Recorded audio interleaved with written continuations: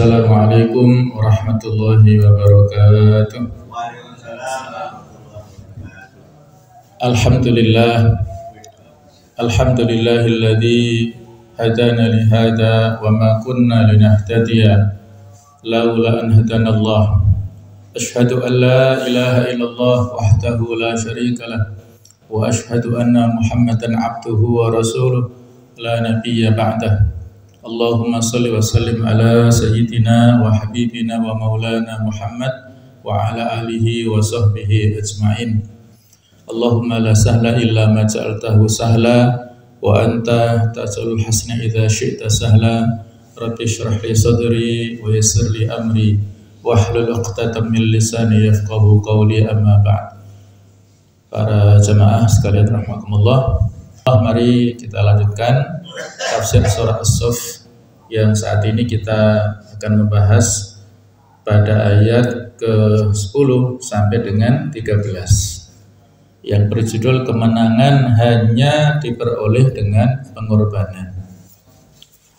A'udzu billahi minasyaitonir rajim. Bismillahirrahmanirrahim.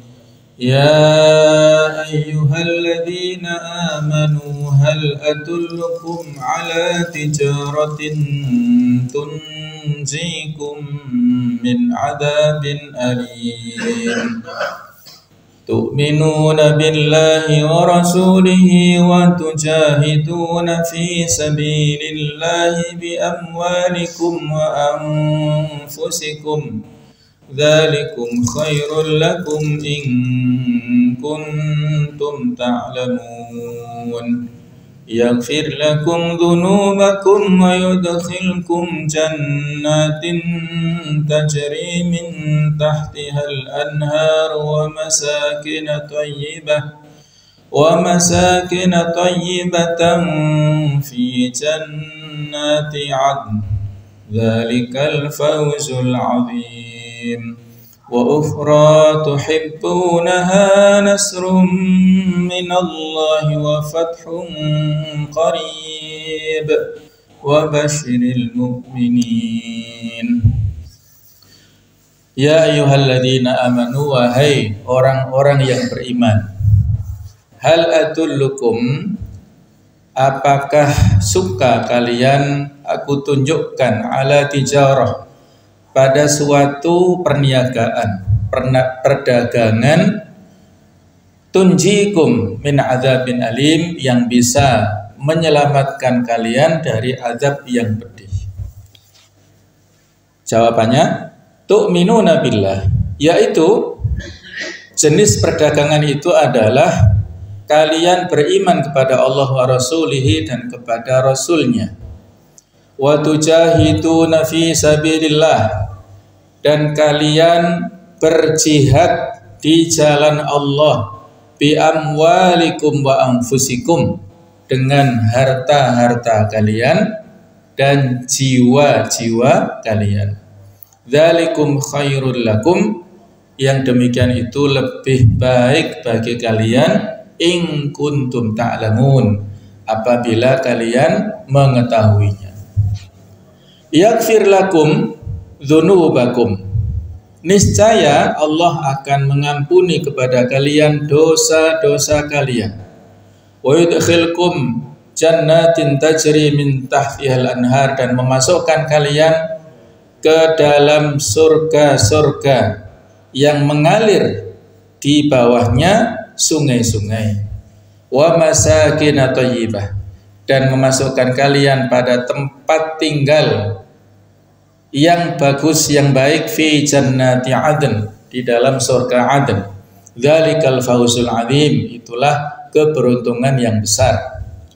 Wa ukhra, dan yang lainnya, tuhibbunaha, kalian suka, kalian ingin mendapatkannya, yaitu berupa apa? Nasrun minallah, pertolongan, kemenangan dari Allah. Wa fathun qarib, dan kemenangan yang dekat, yang nyata. Wa basyiril mu'minin, dan berilah berita gembira kepada orang-orang yang beriman.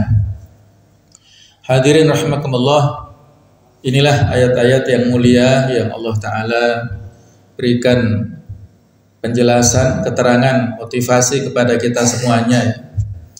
Yang mana ayat ini diawali dengan seruan yang indah, yang lembut.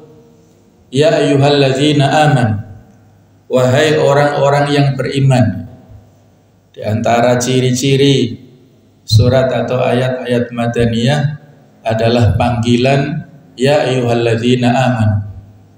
Dan sebagaimana yang dikatakan oleh Abdullah bin Mas'ud, idza sami'ta qaula Allah Ta'ala ya ayyuhalladzina amanu far'i sam'ak, kalau engkau mendengar seruan ayat-ayat Allah yang diawali dengan kalimat ya ayyuhalladzina amanu, maka pasanglah pendengaranmu.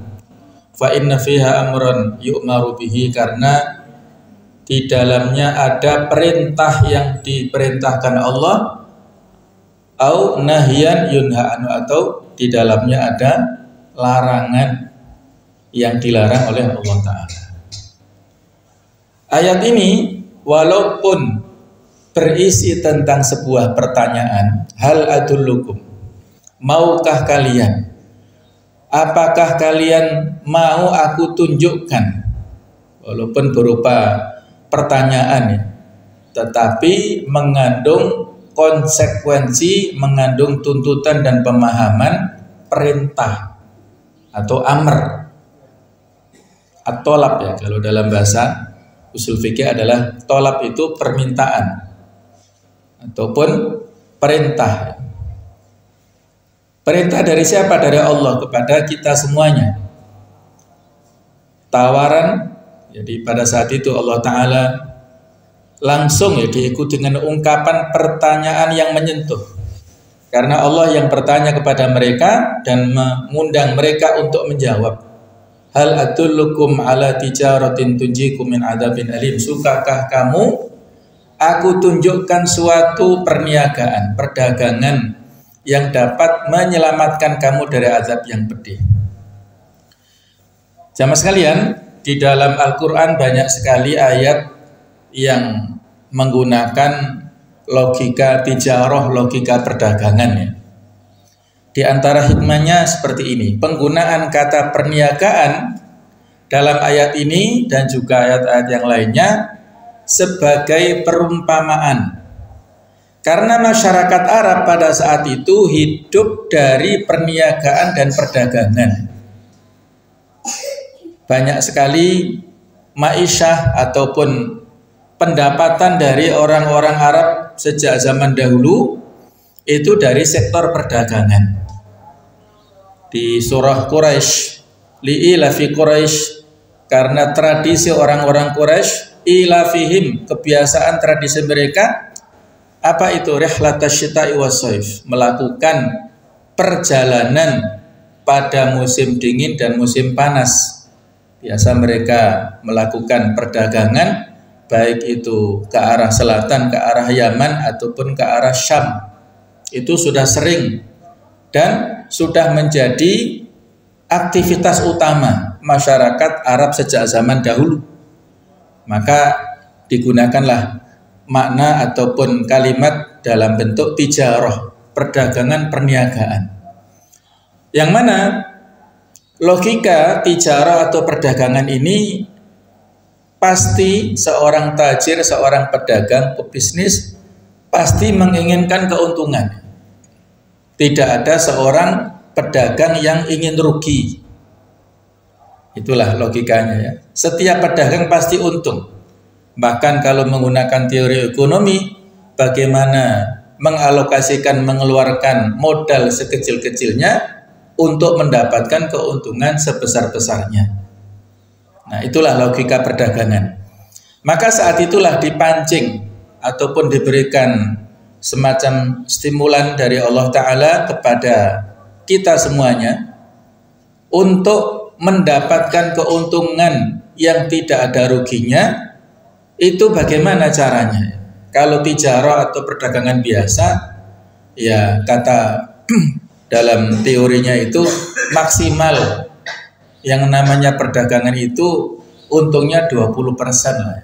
Kalau lebih dari itu barangkali ya perlu usaha yang maksimal. Tapi rata-rata paling tidak ya untungnya 20% bahkan mungkin kurang. Nah, tetapi perdagangan yang dimaksudkan di dalam ayat-ayat seperti ini jauh lebih dari itu.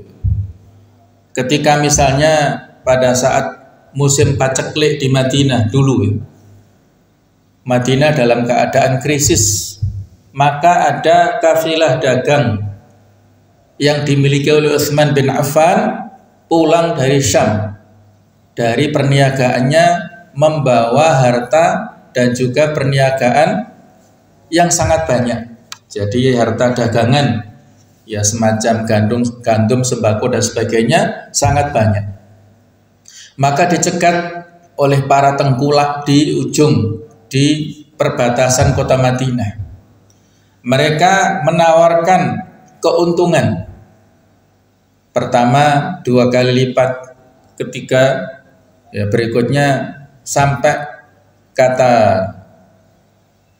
pimpinan rombongan ya utusan daripada Utsman bin Affan ini, tidak, majikan kami menginginkan supaya kami mendapatkan keuntungan 10 kali lipat. Saat itu tengkulaknya sudah angkat tangan, nggak mampu ya memberikan keuntungan 10 kali lipat. Nah, ternyata lewatlah rombongan ini sampai di kota Madinah. Ternyata barang dagangannya dibagi-bagikan kepada masyarakat miskin saat itu yang membutuhkan makan, membutuhkan biaya dan sebagainya, dibagi-bagikan. Maka beberapa saat berikutnya datanglah para tengkulak itu komplain, protes. Bagaimana kalian ini? Kami tadi memberikan keuntungan sekian-sekian, tidak bisa kalian terima. Malah sekarang dibagi-bagikan, kan justru rugi kalian. Nah, tetapi dijawab, oh enggak, justru inilah kami sekarang memberikan barang-barang kami kepada fakir miskin, kami mendapatkan keuntungan paling tidak 10 kali lipat dari pembagian. Loh kok bisa? Para tengkulak bingung. Iya, karena kami berdagang bersama Allah Ta'ala, dan Allah memberikan jaminan bahwasanya al-hasanah bi asyri amsalihha. Satu kebaikan itu dilipat gandakan minimal 10 kali lipat. Sehingga barang dagangan yang kami bagi-bagikan kepada fuqara masakin ini diganjar pahalanya paling tidak 10 kali lipat, bahkan bisa sampai kalau fisabilillah adalah 700 kali lipat. Jadi angkat tangan ya para tengkulak, tidak bisa menyaingi perdagangan yang dilakukan oleh setiap muslim dengan Allah Subhanahu wa taala. Jadi itulah logika tijarah, logika perdagangan yang menjadi sesuatu yang sangat mudah difahami, dan memang seperti itulah logika atau redaksi dari Al-Qur'anul Karim. Gampang difahami, gampang menyentuh akal pikiran dan hati mereka. Ketika membaca maka langsung tertarik dan langsung bisa teraktualisasikan dalam kehidupan mereka ini. Nah, termasuk dalam ini adalah perdagangan yang menjadi objek ataupun sesuatu yang sudah sangat lazim dilakukan oleh masyarakat saat itu. Siapa yang tidak tertarik dengan petunjuk Allah tentang perniagaan itu? 2 kalimat itu dipisah untuk menunggu jawaban yang dinantikan. Kemudian muncullah jawaban setelah itu, setelah ditunggu-tunggu oleh hati dan pendengaran. Ya ayyuhalladzina amanu hal atullukum ala tijaratin tunjikum min adzabin alim. Jadi itu pancingan ya. Pertanyaan pancingan. Setelah ditunggu-tunggu, apa jawabannya? Yaitu tu'minuna billah. Kamu beriman kepada Allah dan Rasulnya. Tu'minuna billahi wa rasulih. Ternyata mereka telah beriman kepada Allah dan Rasulnya. Maka saat itu hati mereka pun menjadi cerah dan gembira mendengar salah satu bagian dari jawaban telah terrealisasi dalam diri mereka. Jadi panggilannya yang menjadi mukhatab, yang diajak bicara adalah orang-orang yang beriman. Ya ayyuhalladzina amanu. Maka kalimat tu'minuna billah wa rasul ini seolah-olah menjadi modal yang sudah mereka miliki. Oh ya, berarti kami sudah mendapatkan syarat untuk mendapatkan keuntungan tadi, yaitu iman kepada Allah dan Rasulnya. Itulah motivasi yang Allah Ta'ala berikan kepada orang-orang beriman di situ. Tidak berhenti di situ, tapi ada kelanjutannya. Wa tujahiduna fi sabilillah bi amwalikum wa anfusikum, serta kalian berjihad di jalan Allah dengan harta-harta kalian dan jiwa-jiwa kalian. Itulah tema pokok yang dibahas dalam surat ini. Muncul lagi dalam gaya bahasa ini dan berulang-ulang serta diarahkan dengan redaksi yang demikian. Allah telah mengetahui bahwa jiwa manusia membutuhkan sentuhan yang terus-menerus dan berulang-ulang dengan berbagai macam gaya bahasa dan coraknya. Sentuhan-sentuhan itu hendak membangkitkan jiwa untuk menunaikan taklif atau beban syariat yang sulit dan urgen dan penting, di mana ia tidak mungkin lari dari tugas menegakkan manhaj ilahi, konsep Allah, dan menjaganya selalu eksis di muka bumi ini. Jemaah sekalian, rahimakumullah, di dalam ayat ini Allah Ta'ala menggunakan kalimat mendahulukan amwal daripada anfus, dan itu banyak ayat di dalam Al-Quran ketika Allah Ta'ala memerintahkan jihad kepada kita semuanya, maka didahulukan amwal daripada anfus. Nah, di antara hikmahnya sebagaimana yang pernah disampaikan oleh Syekh bin Bas ketika ditanya tentang ini ya. Jadi ayat-ayat yang bicara tentang jihad didahulukan amwal daripada anfus, berjihad dengan harta daripada jiwa. Hanya satu ayat di dalam Al-Quran yang didahulukan jiwanya, nanti kita singgung ya, yaitu surah At-Taubah 111. Tapi yang lainnya itu pasti diawali dengan jihad dengan amwal, baru anfus. Apa makna yang terkandung di balik itu?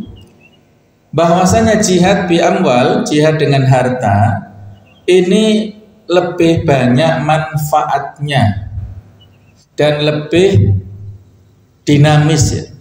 Apabila seseorang berjihad dengan hartanya, maka dengan harta itulah akan bisa membiayai pasukan muslim yang berangkat jihad, bisa memberikan senjata kepada mereka, bisa memberikan makanan, memberikan akomodasi dan juga keperluan-keperluan yang sangat banyak kepada mereka.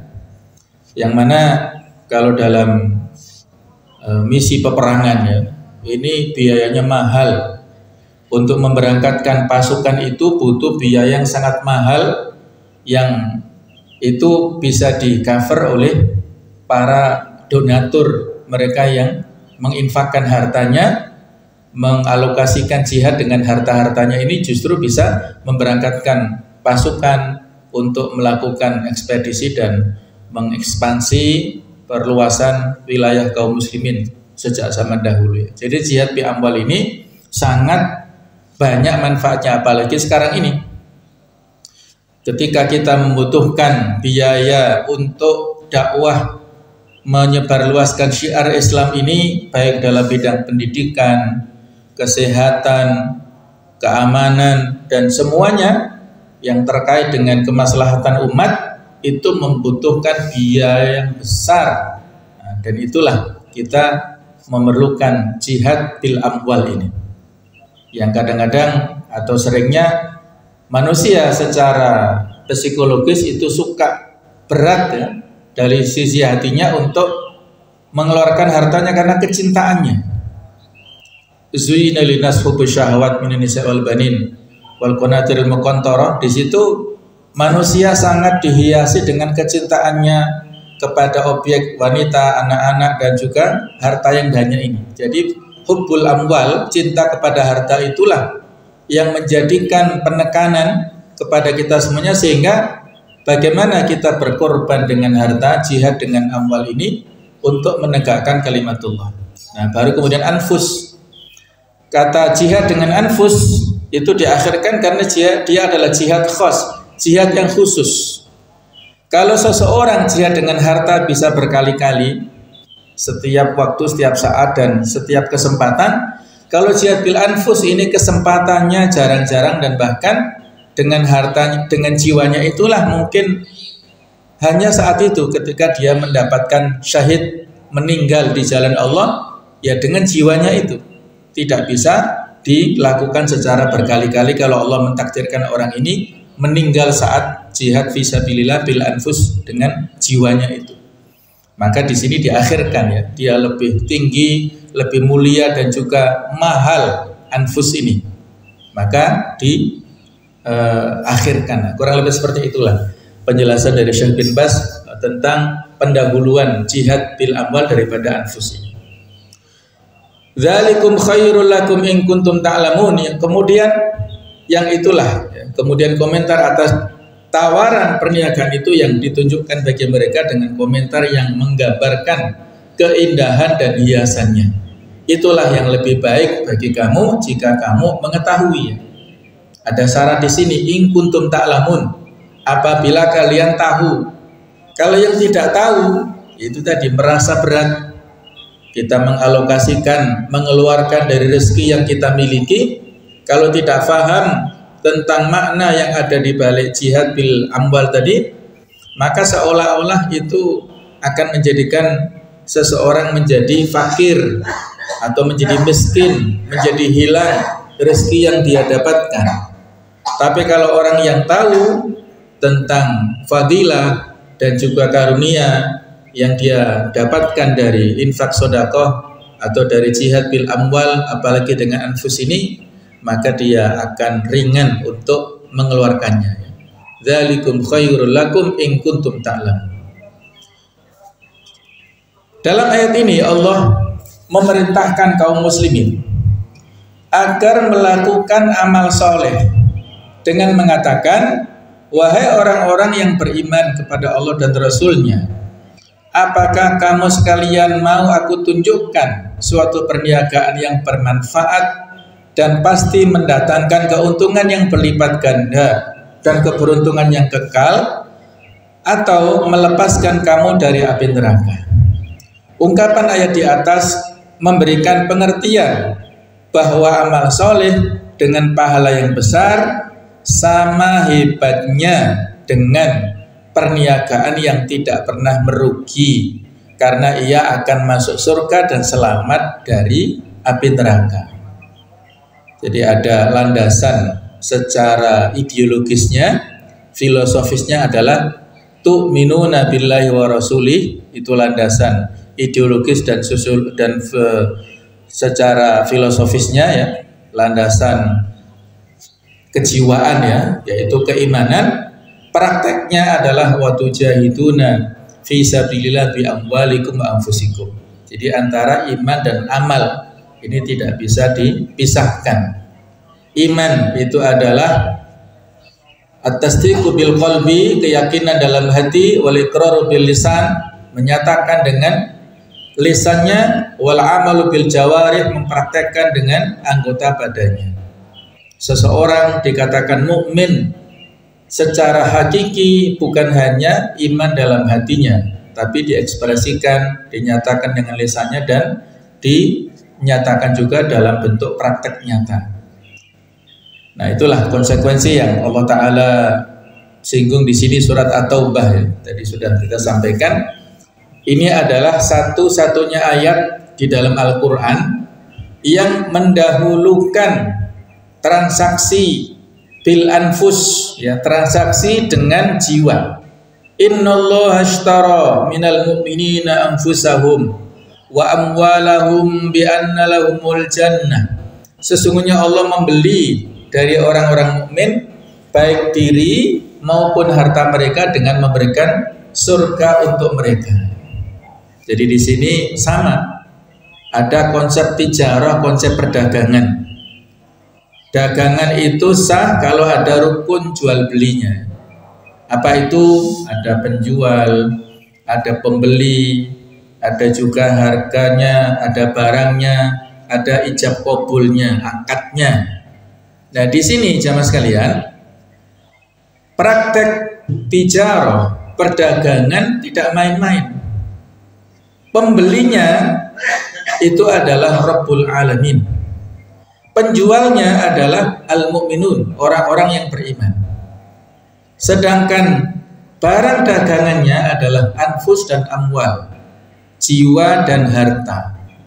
Harganya adalah surga. Masya Allah.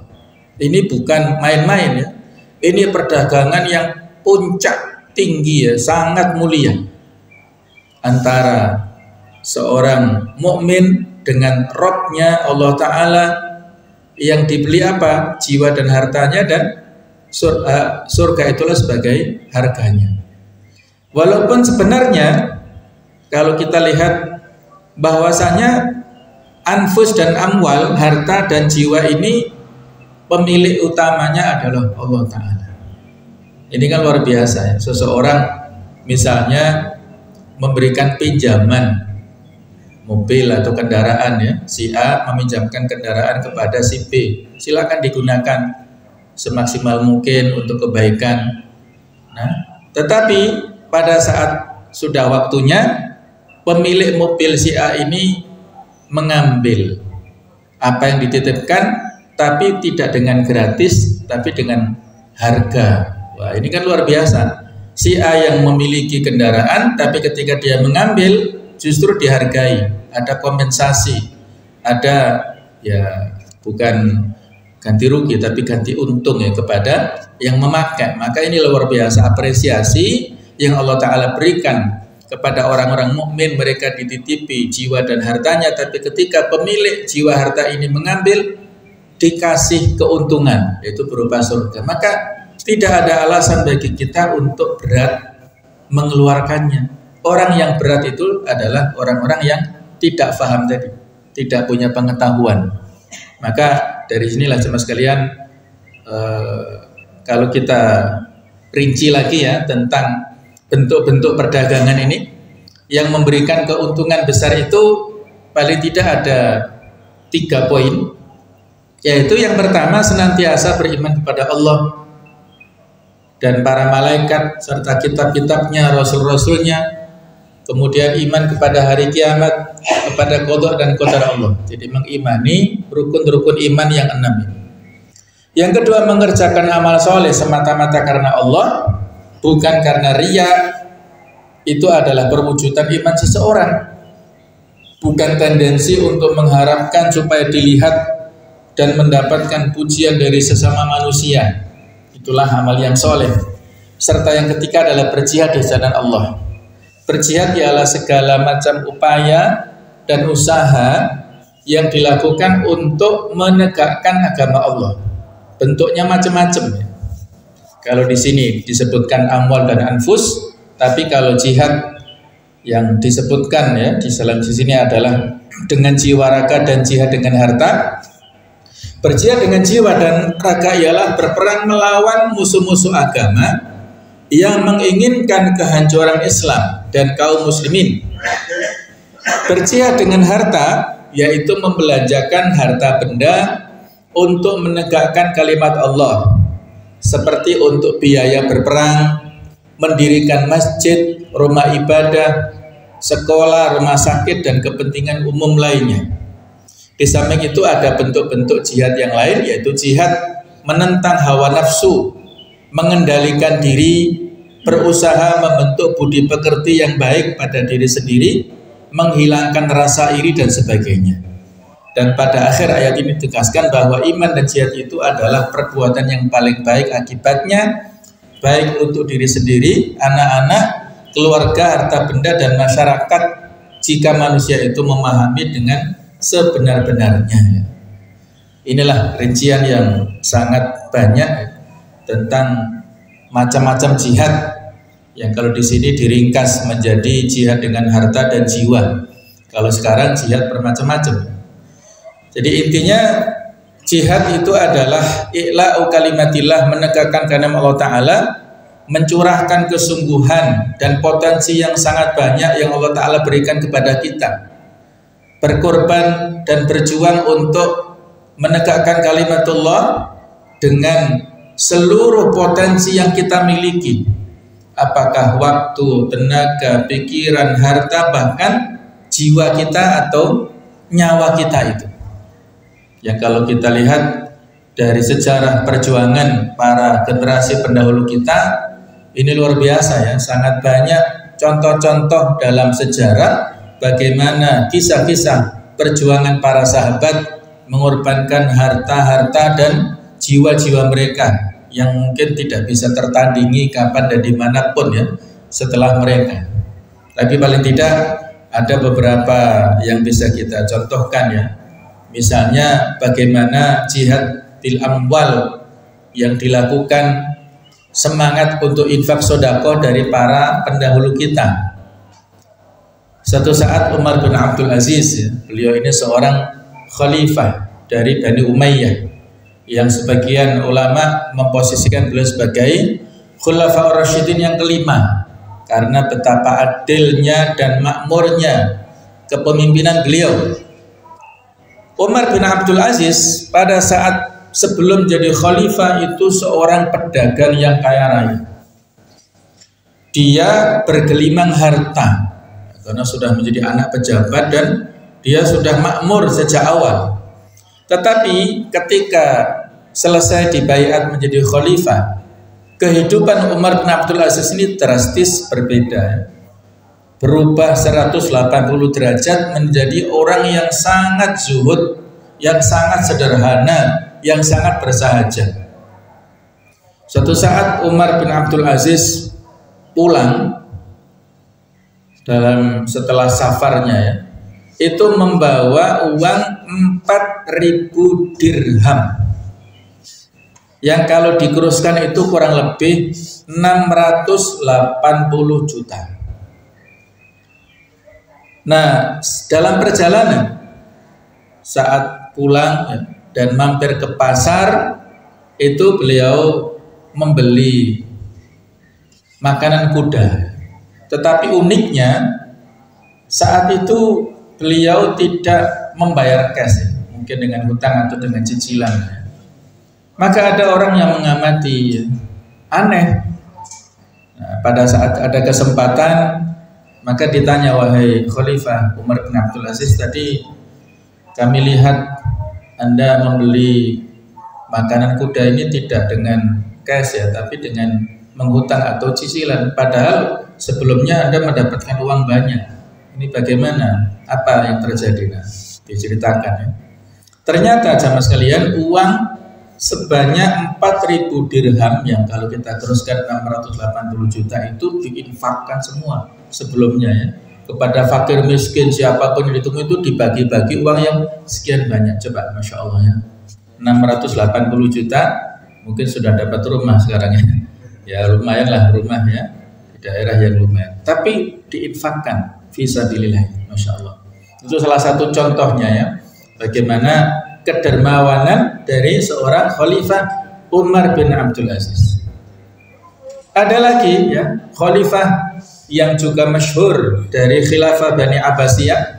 Kalau tadi Umayyah yaitu Umar, kalau sekarang Bani Abbasiyah, Khalifah yang masyhur yang bernama Harun ar-Rasyid. Ini Khalifah masyhur yang diantara penasihat istananya yaitu Abu Nawas yang terkenal ya dengan guyonannya dan kecerdasannya itu ya. Harun ar-Rasyid ini seorang yang punya jasa besar untuk bidang pendidikan dan juga keilmuan serta memberikan apresiasi yang luar biasa kepada para ulama, para penuntut ilmu ya. Jadi beliaulah yang merintis Baitul Hikmah. Baitul Hikmah itu semacam perpustakaan yang besar lengkap untuk referensi kaum muslimin dan juga cikal bakal kampus pendidikan serta menjadi pusat penerjemahan ilmu-ilmu yang dari luar dunia Islam masuk dan diterjemahkan, serta beliau merintis majelis mudzakarah, yaitu semacam tempat untuk berdiskusi, para ulama kumpul dan berdiskusi memecahkan segala macam permasalahan. Jadi banyak sekali jasa yang beliau lakukan dalam bidang-bidang keilmuan. Dan beliau itu di sorbannya itu tertulis 2 kata yang menjadi obsesi dan hobinya ya. Jadi 2 kata itu ghazi hajun.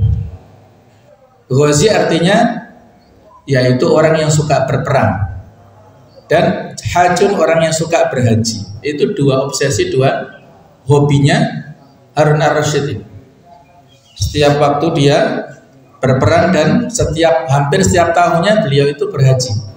Kalau berhaji nggak sendirian, tapi beliau mengajak 100 fuqaha bersama dengan keluarganya, dibiayai berangkat ke Mekah. Masya Allah. Dan beliau kalau tidak sempat haji karena udzur, mungkin ada peperangan atau yang lainnya, beliau memberangkatkan 300 fuqara dan masakin berangkat haji ke Mekah. Biayanya sendiri, Masya Allah. Setiap harinya Harun ar-Rasyid ini sholat paling tidak kurang dari 100 rakaat sunnah. Nah, kalau sudah yang wajib nggak usah diperhitungkan. Ini 100 rakaat sunnah beliau kerjakan setiap harinya. Dan beliau setiap harinya berinfak 1000 dirham. Kalau tadi 4000 dirham 680 juta. Kalau ini infak setiap harinya 1000 dirham kurang lebih 170 juta. Masya Allah. Dapat 1 mobil ya. Mobil yang lumayan. Setiap harinya, Masya Allah. Nah itulah luar biasa ya perjuangan jihad bil amwal yang dilakukan oleh para pendahulu kita dulu. Luar biasa. Mereka ini memposisikan harta titipan Allah yang ada di tangan, bukan di hati. Walaupun banyak kalau di tangan suka untuk diberikan, tapi kalau sedikit tapi tempatnya di hati, walaupun itu ya dia berat sekali untuk mengalokasikan. Itulah motivasi-motivasi yang bisa kita ambil dari pelajaran para pendahulu kita dulu ya. Ketika kita paham, maka kita tidak berat untuk melaksanakannya. Apa pahala yang bisa kita dapatkan dari jihad bil amwal wal anfus tadi? Yaghfir lakum dzunubakum. Kemudian Allah memperincikan tentang kebaikan itu di dalam ayat selanjutnya yang berdiri sendiri. Karena perincian setelah bahasan global menarik hati kepadanya dan mematapkannya dalam perasaan dengan kokoh. Yaitu apa? Niscaya Allah akan mengampuni dosa-dosamu. Jadi kita lihat kalau dari pendekatan bahasa, ini adalah jawab syar. Jadi rohnya disukun. Ini ada kaitannya. Apabila kita melakukan konsekuensi dari yang kita lakukan sebelumnya, tu'minuna billahi wa rasulih wa tujahiduna fi sabilillah bi amwalikum wa anfusikum dzalikum khairul lakum in kuntum ta'lamun, maka jawaban ini. Kalau itu yang kalian lakukan iman dan jihad, maka Allah Ta'ala akan memberikan balasan maghfirah, ampunan ya, maka rohnya disukun ini sebagai jawab syar, jawaban dari kalimat sebelumnya, maka pasti niscaya Allah akan mengampuni dosa-dosa kalian. Kebaikan seperti ini saja sudah cukup. Siapa yang telah dijamin bahwa dosa-dosanya pasti diampuni, lalu ia masih menginginkan yang lain, atau adakah orang yang masih bakhil untuk mendapatkan ampunan itu? Sesungguhnya karena Allah tidak terbatas. Jadi kalau seandainya balasan daripada perniagaan yang kita lakukan tadi dengan ampunan itu sepertinya dianggap sudah cukup ya. Tidak ada yang seolah-olah lebih obsesi yang kita harapkan daripada maghfirah, ampunan ini. Tapi ternyata bukan hanya ampunan yang kita dapatkan apabila melakukan tijarah tadi. Masih ada lagi balasan yang besar yang Allah Ta'ala berikan kepada orang-orang mukminun dan mujahidun tadi. Wa yudkhilkum ya. Coba kita saksikan di sini, kita lihat lamnya juga disukun. Jadi yaghfir lakum, rohnya disukun, Wa yudkhilkum, lamnya juga disukun. Wa yudkhilkum, dan dia Allah Ta'ala akan memasukkan kalian kepada jannat, surga tajri min tahtiyal anhar, yang mengalir di bawahnya sungai-sungai. Jadi mengalir di bawah surga ini sungai-sungai. Wa masakin thayyibah, dan memasukkan kepada kalian itu ke tempat tinggal yang baik. Jadi di sini yudkhilkum jannat, objeknya itu adalah surga. Karena di sini adalah jamak muannats salim, maka di hukum majrur, hukum mansubnya, tanda nasabnya adalah dengan kasroh ini, ditanwinkan karena tidak ada alnya. Kemudian wa masakinah, ini tanda nasabnya adalah dengan fathah karena dia adalah jamak yang taksir yang tidak beraturan. Jadi ini kelanjutan. Allah masukkan kalian kepada surga dan kepada tempat tinggal yang baik, fi jannati adn, di dalam surga Adn. Sesungguhnya hal itu merupakan keuntungan tiada taranya. Bila seorang mukmin berjihad dalam masa hidupnya yang pendek, sehingga ketika ia melepaskan kehidupan dunia itu, Allah langsung menggantikan baginya kehidupan surga dan tempat-tempat yang penuh dengan kenikmatan yang kekal. Sesungguhnya itu adalah zalikal fauzul adzim, itu adalah keuntungan yang besar. Keuntungan yang bisa kamu peroleh dengan perniagaan itu adalah niscaya Allah mengampuni dosa-dosamu, baik dosa yang disengaja maupun yang tidak disengaja, dan dimasukkan kamu ke dalam surga di akhirat yang penuh kenikmatan, yang mengalir di bawahnya sungai-sungai, sehingga kehidupan terasa indah dan menyenangkan. Dan Allah juga memasukkan kamu ke tempat-tempat tinggal yang baik di dalam surga Adn, sehingga kenikmatan terasa di atas kenikmatan. Itulah kemenangan yang besar karena keputusan yang tepat selama hidup di dunia untuk beriman dan berjihad. Bahkan pada saat mujahid, seorang yang berjihad fisabilillah itu mati syahid, sebelum tetesan darahnya itu jatuh ke bumi, maka Allah mengampuni dosa-dosa si syahid ini dan akan dijemput oleh para bidadari yang ada di surga sana, dan dia bisa memberikan 72 syafaat kepada anggota keluarganya. Masya Allah, luar biasa ya. Itulah pahala orang-orang yang syahid fisabilillah, yang berjuang dan mati fisabilillah. Sehingga para sahabat dulu luar biasa, mereka berlomba-lomba berperang untuk mendapatkan syahid. Kalau tidak syahid maka mereka malah sedih ya. Ada seorang ibu-ibu yang namanya Khonsa ya, itu ketika dikabari anaknya syahid ya, ada 3 anak yang berjuang dan syahid, maka dia mengatakan alhamdulillahilladzi syarrafani bi qatli auladi, atau bi syahadati auladi au kama qala. Jadi saat itu dia justru mengatakan alhamdulillah yang telah memberikan kehormatan kepadaku dengan meninggalnya anak-anakku. Jadi malah bergembira ya, karena dia yakin nanti anak-anaknya itulah yang akan memberikan syafaat pertolongan di akhirat. Nah itulah orang-orang yang mati syahid ini tidak meninggal secara fisik seperti orang-orang pada umumnya ya, tapi nanti pada saat dia meninggal itu rohnya diangkat ke langit dan berada di perut burung-burung hijau yang ada di surga dan mendapatkan makanan minuman dari surga. Itu fadilah, keutamaan yang Allah Ta'ala berikan kepada orang-orang yang mati syahid. Surga Adn diciptakan Allah dari intan putih, dan surga ini dihuni oleh orang-orang yang beriman karena kesempurnaan iman dan Islamnya, hingga orang yang bersabar dalam hidupnya ya.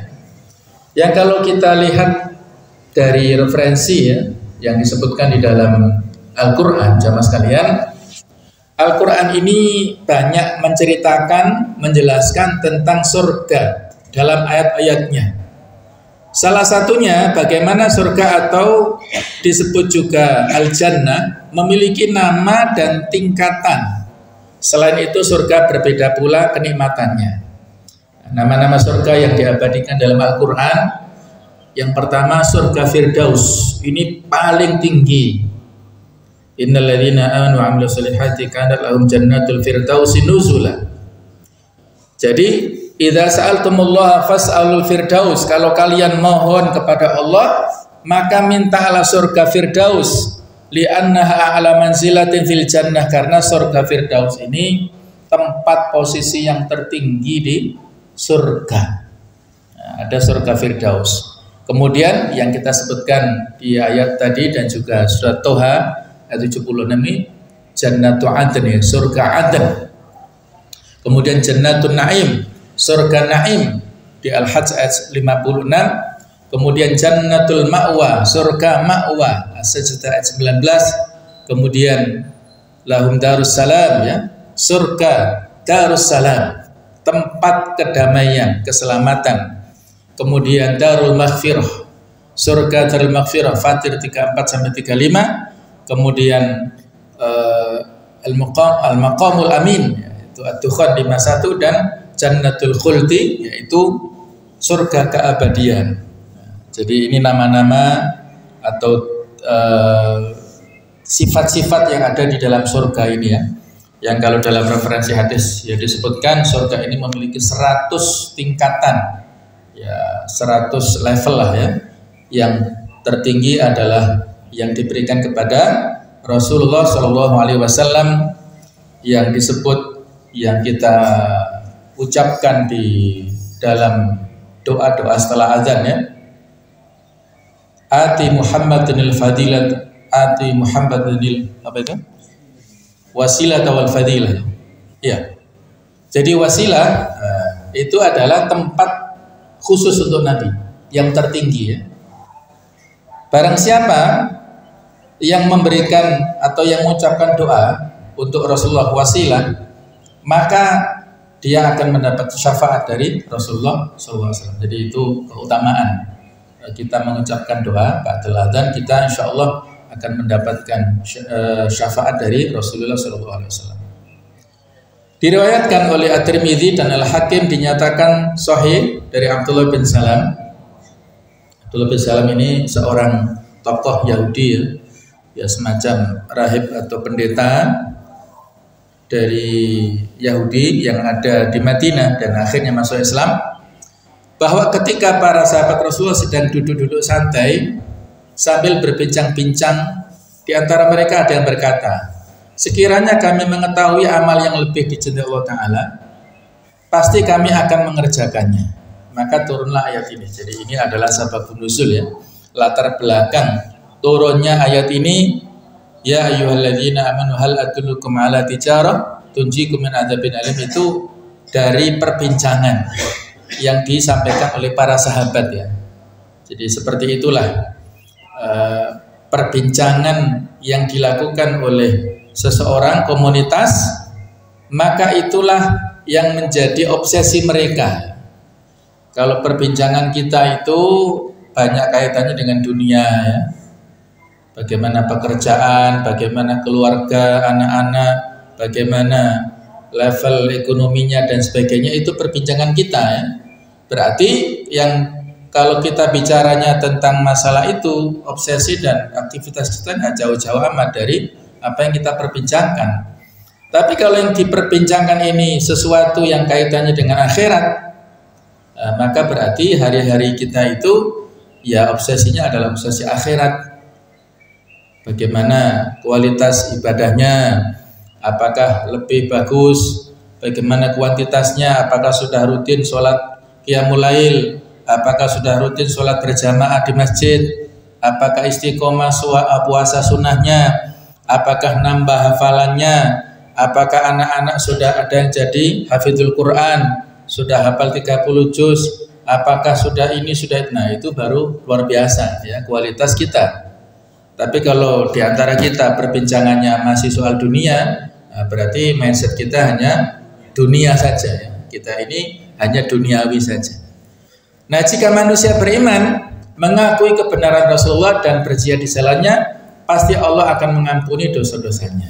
Seakan-akan dosa itu tidak pernah diperbuatnya atau menjauhkannya dari perbuatan dosa itu. Maka Allah menyediakan tempat bagi mereka dalam surga yang mengalir di bawahnya sungai-sungai. Tempat di dalam surga adalah tempat yang paling indah dan paling menyenangkan hati orang yang berada di dalamnya. Abdullah bin Rawahah berkata kepada Rasulullah, persyaratkanlah untuk Tuhanmu dan untuk dirimu apa yang Anda kehendaki. Maka Rasulullah bersabda, sesungguhnya aku mensyaratkan untuk Tuhanku satu syarat, yaitu kalian menyembahnya dan tidak boleh menyekutukannya dengan sesuatu apapun. Dan aku mensyaratkan untuk diriku sendiri satu syarat, yaitu kalian melindungiku dari segala bahaya yang kalian lindungi diri kalian dan harta benda kalian darinya. Beliau juga bertanya, apa balasannya bagi kami? Maka Rasulullah menjawab, bersabda, bagi kalian adalah surga. Mereka berkata, perdagangan yang pasti menguntungkan, kami tidak akan pernah membatalkannya dan tidak pernah meminta untuk dibatalkan. Itulah sebuah pernyataan dari Abdullah bin Rawahah yang beliau adalah salah satu panglima yang akhirnya meninggal juga ya, syahid ya dalam perang Mu'tah menghadapi pasukan Romawi setelah sebelumnya dipimpin oleh Zaid bin Haritha, kemudian gugur dan akhirnya beliau Ja'far bin Abi Thalib, kemudian Abdullah bin Rawahah juga gugur dan akhirnya kendali pimpinan perang diambil alih oleh Khalid bin Walid. Wa ukhra tuhibbunaha nasrun minallah fathun qarib wa basyiril mu'minin. Dan ada lagi karunia yang lain yang kamu suka, yaitu pertolongan dari Allah dan kemenangan yang dekat waktunya. Sampaikanlah berita gembira kepada orang-orang yang beriman. Di sini barang dan komoditas dagangan itu telah mencapai puncak keuntungannya yang tidak diberikan oleh siapapun melainkan hanya oleh Allah semata, karena Allah tidak akan pernah habis perbendaharaannya dan tidak ada seorang pun yang dapat menghalangi rahmatnya. Jadi karunia-karunia itu adalah ampunan, surga, tempat-tempat tinggal yang baik dan kenikmatan yang kekal di akhirat. Dan di samping perdagangan yang menguntungkan itu dan balasan sebagai ganti atas komoditas barang barter yang murah itu, terdapat pertolongan dan kemenangan dari Allah yang sangat dekat. Jadi ini bonusnya. Tapi kadang-kadang kita manusia suka yang bonus ini. Kalau yang pahala yang abadi tadi, karena itu sifatnya ghaib, tidak bisa langsung dilihat oleh panca indera, sehingga seolah-olah diabaikan. Yang justru disukai adalah balasan yang instan ini, kemenangan, tertaklukannya negara-negara, wilayah-wilayah ya, ekspansi umat, ekspansi wilayah Islam, kemudian ghanimah, macam-macam itu ya. Itulah yang kadang-kadang disukai oleh jiwa-jiwa manusia. Dan siapa yang akan berpaling dari perniagaan seperti ini atau membatalkannya setelah ditunjukkan oleh Allah kepadanya, di sini terdapat lintasan yang menyentuh jiwa di hadapan seruan yang membangkitkan dan menyenangkan ini. Sesungguhnya seorang mukmin yang mengetahui hakikat persepsi keimanan di alam semesta dan kehidupan ini, dia hidup dengan kesadaran hatinya dengan persepsi itu. Dia menyadari dan mengetahui seluk-beluk dan ruang-ruangnya. Kemudian dia melihat kehidupan ini tanpa iman dalam batasan-batasannya yang sempit dan hina. Tingkatnya yang rendah dan perhatiannya yang lemah, maka hati itu tidak dapat bertahan hidup tanpa iman tersebut meskipun hanya sebentar. Dalam ayat ini diterangkan kemenangan dan keuntungan yang akan diperoleh Rasulullah dan kaum muslimin, yaitu mereka akan dapat mengalahkan musuh-musuh mereka, menaklukkan beberapa negeri dalam waktu yang dekat, memberikan kedudukan yang baik bagi kaum muslimin, serta kekuatan iman dan fisik. Dengan demikian, mereka berkuasa di timur dan barat, dan agama Islam tersebar di seluruh dunia. Ayat ini termasuk ayat yang menerangkan kemujizatan, yaitu menerangkan sesuatu yang akan terjadi pada masa yang akan datang.